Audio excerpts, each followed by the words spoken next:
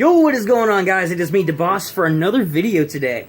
Today, guys, we are back again playing Crash Bandicoot Warped. So, in the last episode, we got an introduction into the main story of the game, where basically Crash and Coco have to go back in time and retrieve the crystals and the gems and stuff to stop Cortex and Uka Uka. Why am I even explaining it? Who knows, because you guys probably know the story by now. Anywho, the last episode we went into Under Pressure and Toad Village, so this time we're going to be continuing it by going into the Orient Express, which is a Coco level. So we will be running on the Great Wall of China on a tiger, which I think is a really cool aspect that they added into this game. Alright then, ladies and gentlemen, let's get started. Alright, now one thing that I really loved about Warped, because in the last episode I was talking about things that I really liked in the original trilogy that Warped stands out in from the other two games, at least to me anyway, is that they added riding levels like this. They added the underwater levels, which I know I've heard some people despise entirely, which I guess I can kind of understand, but at the same time I'm like, I don't really see what the problem is. I think that it's just a really cool aspect. But anyway, I love the fact that they added more levels like riding on the back of Purah, like the tiger on the Great Wall of China, or going into battling Engine in space, or going underwater. They added a lot of really good aspects into this. Yeah, I died on purpose there. I'm trying to get all the crates. No! Son of a gun. There we go. I should warn you guys, too, I've had a couple of problems getting the gem on this the first couple times I played it, too.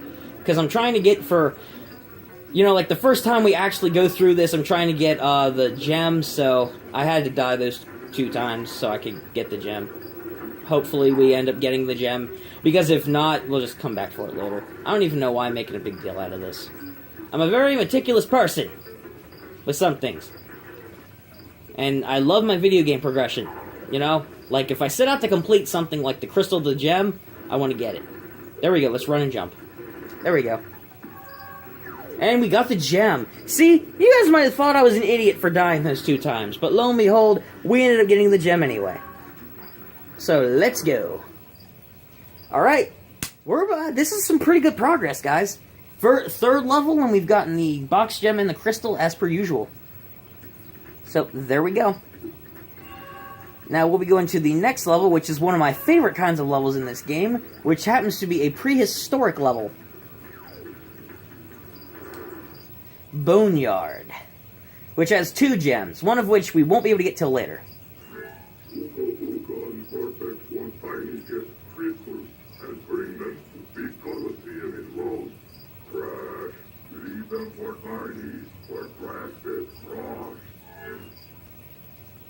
I love Tiny in the original games, too. The way that they did him, though, I think it was in Crash of the Titans, the way that they portrayed him.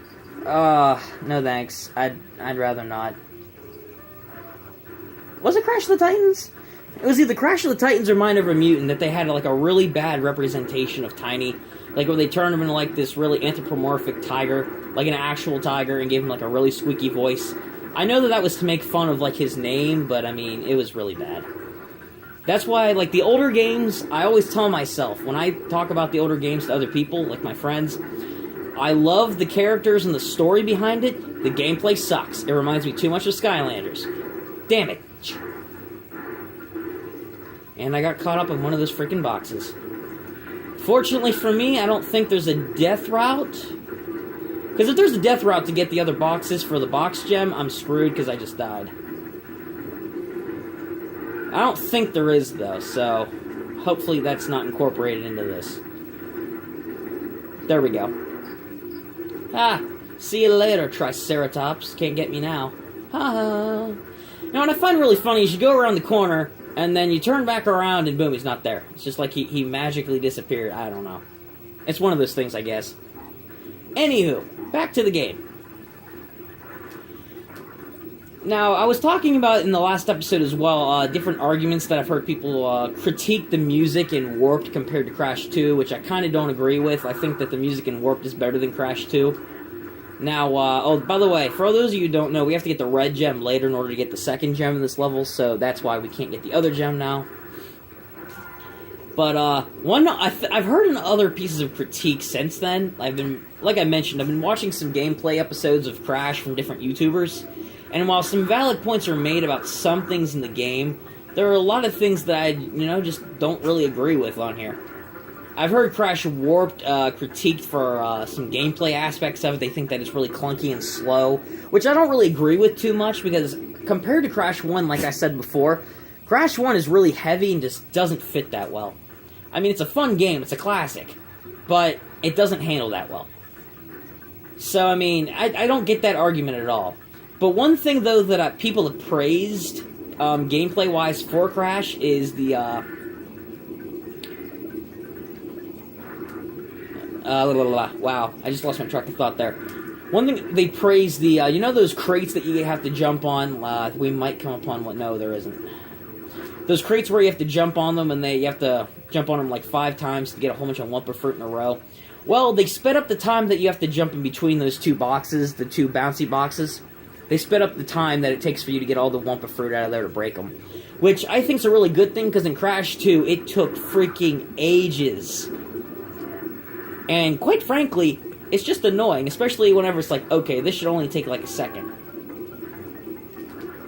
Oh no, no. Did I mess up? I might have messed up. Oh no. No. Oh, good. I was worried there because you have to... One thing you can do is you can break that high box up there by jumping on the other boxes, but I was afraid I wasn't going to be able to get it. And that would have really, really jacked me off. That would have really ticked me off, I should say. Because then I wouldn't have been able to get the box gem. Anyway, so we're at another dinosaur chase scene after that little scare. Oh, boy. No! Oh, no. I'm really close to that thing. Because that one freaking box held me up. Come on, keep going. We're close. We're getting close to the end. Yes, got the gem. And let's get out of here. After a narrow escape, we have made it.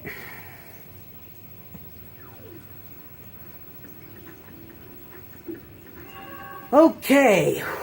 That was close.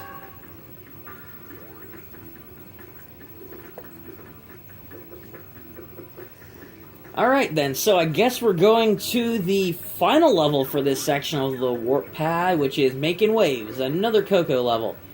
I forgot to mention this, while I was talking about levels that I love they implemented, like the vehicle levels, they made a really good level with the jet ski.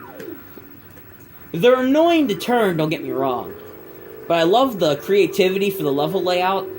I also love the music for this. It's just like a Caribbean sounding music. I really love it. It really has that nice tropical theme to it. I remember another critique that I remember hearing. A lot of the areas that you travel to in Crash Warped were supposed to be like different areas from history, but one critique I've heard is that a lot of the area levels are, they're not like time travel, they're like being transported to like different parts of the world, which like this one here, aside from like the pirate ship, I guess I can kind of see, because it looks like you just traveled to the Caribbean. Or like the Great Wall of China, it just looks like you traveled to China. Like that kind of thing. So, I mean, I guess I can see those kinds of arguments, but there are different levels, like, obviously the dinosaur level, unless Jurassic Park is real, there is absolutely no way that there is any other place in the world like that. So that's definitely time travel. Overall, though, I don't really mind it too much, because those critiques, I can see the point, don't get me wrong, but at the same time, I'm like, it is time travel. I mean, there's just no denying it. But I really, really love the aspect of time travel. It's something that I've been fascinated with for a long time. And quite frankly, I don't know, it's just something interesting that I've always found to research. And Crash Warped, another thing that I love about the game is, dang it, it incorporates those time travel aspects. It's really annoying on these levels, too, where you have to, that you have to freaking go back on the ramp and get that one freaking box that you weren't able to get. There we go. Okay. So now we're just gonna make our way through these bombs. Oh, that was close. Okay, I think we're almost to the end of this level. Oh, whoa. Okay. Yeah, gotta be kind of careful here with those then. Darn it! Like I said, going back for the ramps just to get one freaking box sucks. The end of the level is right over there, and now we're getting held up by this one freaking crate. Here, come on, come on! Yes, there we go. Alright. I think that's the end of the level there, anyway. Because it's right by the Cortex head skull, so I think it is. Yes, it is, and we got the gem. Let's get out of here. Oh, boy. Okay, so we have successfully achieved all of the box gems and all the crystals for these first 5 levels. And now we have the Tiny Tiger boss fight. Which, guys, is going to have to wait for the next episode, because this episode is long enough already. So I hope you guys enjoyed the second episode of the Crash Warped walkthrough, gameplay, whatever you want to call it. I'm really enjoying making these videos, but I hope you guys are enjoying watching these videos. That question that I promised you guys. Here's another question for you guys. What is... Let me think of another Crash question here, because I didn't think of one. So, let me think here. How about this? What are some things of Crash Warped that you guys like, and what are some things of Crash Warped you don't really care for? Because I'm really curious to see what you guys have to say. So, leave that in the comment section if you really want to. I mean, that's completely up to you. But hopefully, if you guys did enjoy, leave a like on this video and subscribe to catch the next one. Always appreciated. And until next time, I'll catch you guys later. Peace out.